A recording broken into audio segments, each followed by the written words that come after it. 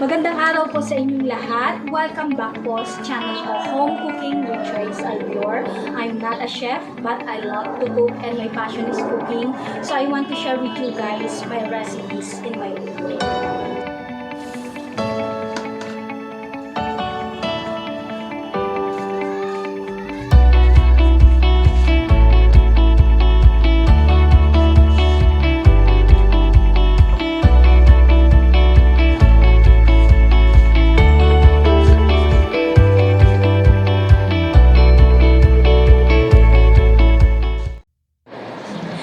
Everybody, good morning, good afternoon, and good evening all over the world. Welcome back po sa channel ko, Home Cooking with Joyce Alvior.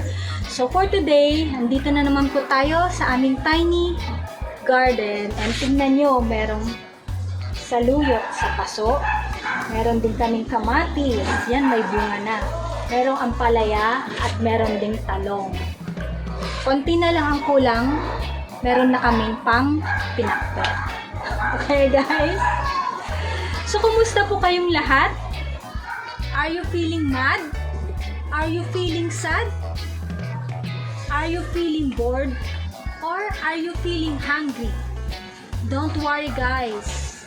Tara at samahan niyo ulit ako sa aking journey of cooking dahil magluluto tayo ng napakasarap na merienda o pwede na rin tong dessert at tiyak na magugustuhan ng inyong lolo at lola, tito at tita, for everybody guys. So magluluto tayo ngayon ng another food out of glutinous rice, and ito ay ang Carioca with a twist kasi dadagdagan ko siya guys ng cheese and aroma ng sesame seeds. Okay? So let's go. Let's prepare our simple but yummy dish, ang carioca. So, ang mga ingredients po natin ay ilan ba? 6 lang guys. So, meron tayong cheese, slice of cheese para mas cheesy ang ating carioca. And by the way, tinatawag po namin ang carioca sa Ilocano na bitso-bitso. And napakasarap niya, lalo na kung bagong luto. Okay? So, meron din tayong sugar, brown sugar, mas recommended guys. And then, meron ako dito sesame seeds. Yan, sinangag ko na kanina. And then, meron tayong of course, glutinous rice, water, and oil. So, siguro mga 10 minutes, okay na ang ating carioca. Okay? So, let's start.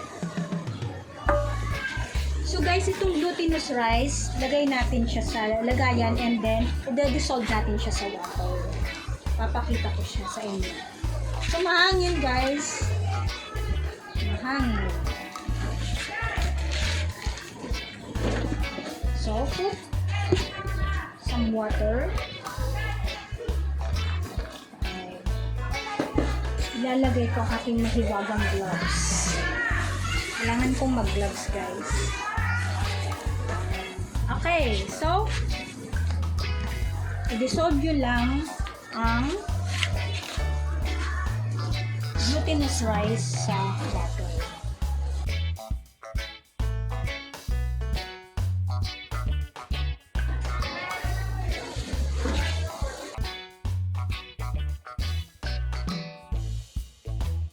Ayan guys, so kailangan maging solid siya. Pinapakita ko lang kung paano nyo gawin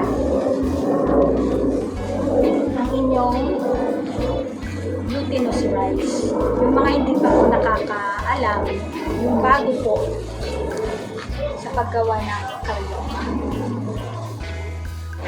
Okay guys, so kung titignan nyo, bakit ang konti lang? Kasi may ginawa na ako kanina, papakita ko lang sa inyo kung paano i-prepare ang yung carioca or bitso-bitso. Ayan. So, i-form nyo lang siya ng parang oblong. Yung iba din na carioca guys is bilog. So, sa akin, oblong. Pa-oblong.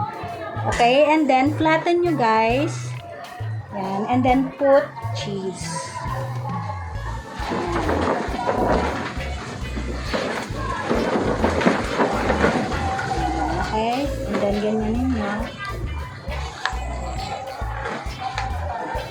yung cheese nasa loob. Loob na loob. Okay? Okay, so done guys. And meron na rin nga akong ginawa kanina. So, okay guys. So, ito na yung prepare ko kanina. Dagdag na natin yung kagagawa lang natin. Okay. So, let's try to fry our carioca or bitso-bitso. Okay guys. So, pag mainit na ang ating mantika, fry na natin. Prito na natin ang ating bitso-bitso o carioca.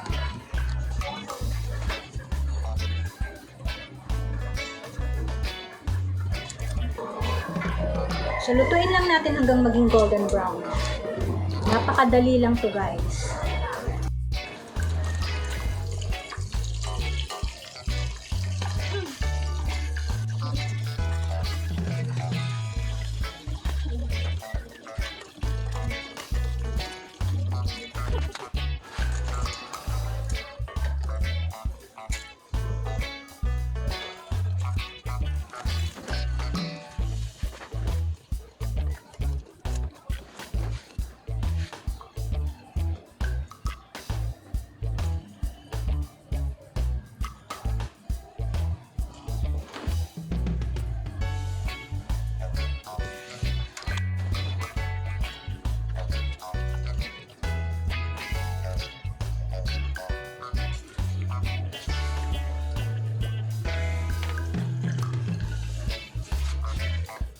Okay guys, so sa pinagprituhan natin, let's put sugar. Gagawa tayo ng parang sauce niya.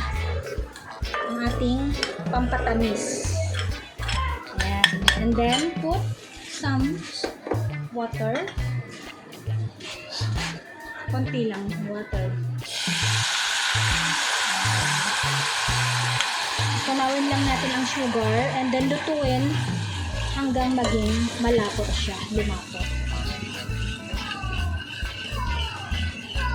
Ito yung magiging sausawan natin. Pang-coat sa ating bitso-bitso.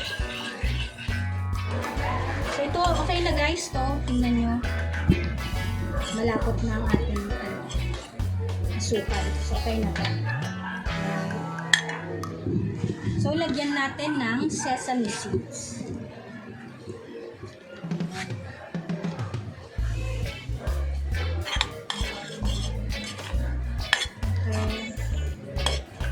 Okay na to guys. I-prepare lang natin ang ating carioca. So, tutusukin ko ang ating carioca ng popsicle. Ayan.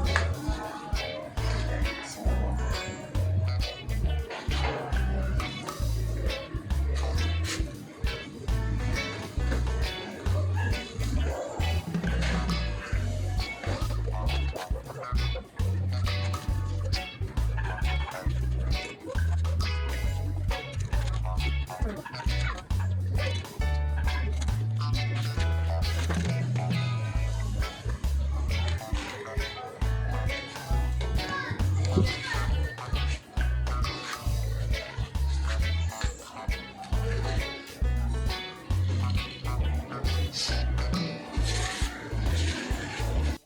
and then guys, i-dip natin ang ating carioca sa ating mixture. Ayan.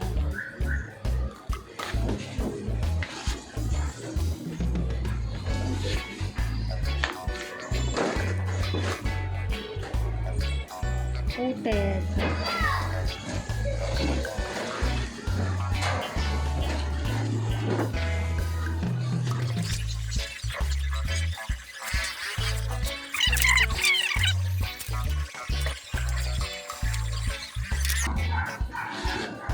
Then, garnish natin yung natirang sesame seeds.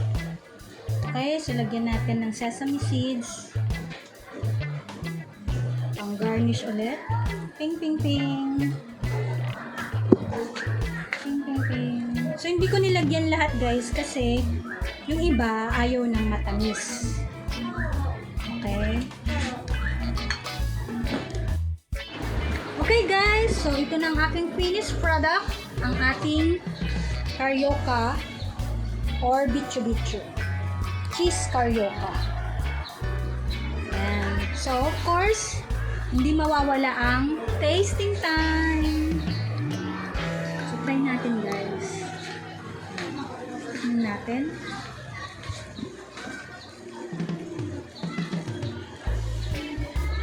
Ayan, very cheesy. Ayan o, yung cheese, guys. Tikman natin yung walang coated na sugar.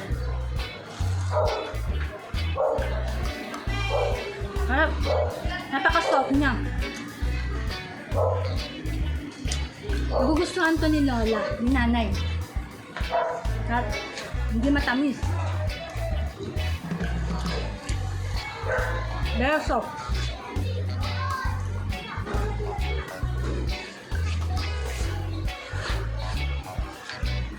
Mas masarap, guys, na kainin ang carioca pag bagong luto.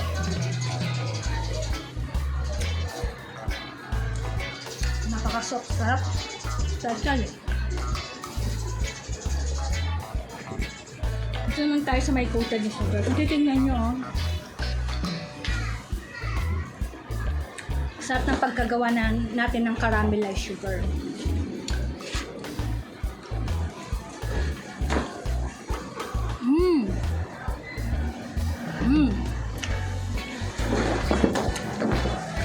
Sarap. Sakto lang yung tamis niya, guys. And masarap yung pagkaluto natin ng sugar. Very caramelized. Dumidikit sa ngipin. The cheese. Mas gusto ko yung may caramelized sugar kasi may tamis siya. May tamis lasa. And then may cheese. So parang, again, nagpa-balance na naman yung cheese natin. Harap, guys. Okay? Okay, guys. So sana matry nyo ang ating simple recipe for today pero napakasarap na merienda. Ang ating cheesy carioca. Siguro 5 to 10 minutes okay na. So siguro mga kids magugustuhan din ito. Itong may caramelized sugar. Okay? So pwede rin itong pang negosyo, guys. Siguro mga 5 pesos or 3 pesos. No? Murang-mura. And nakakabusog. Okay? So, thank you guys for watching. So, sana samahan niyo ulit ako sa aking next video. And, patuloy po tayong magkakasama. So, bye-bye for now. Bye, guys. Bye. I love you all. And by the way, before we end, thank you so much, guys. Naka 2,000 subscribers na tayo and counting more. Maraming salamat po sa inyo. Bye!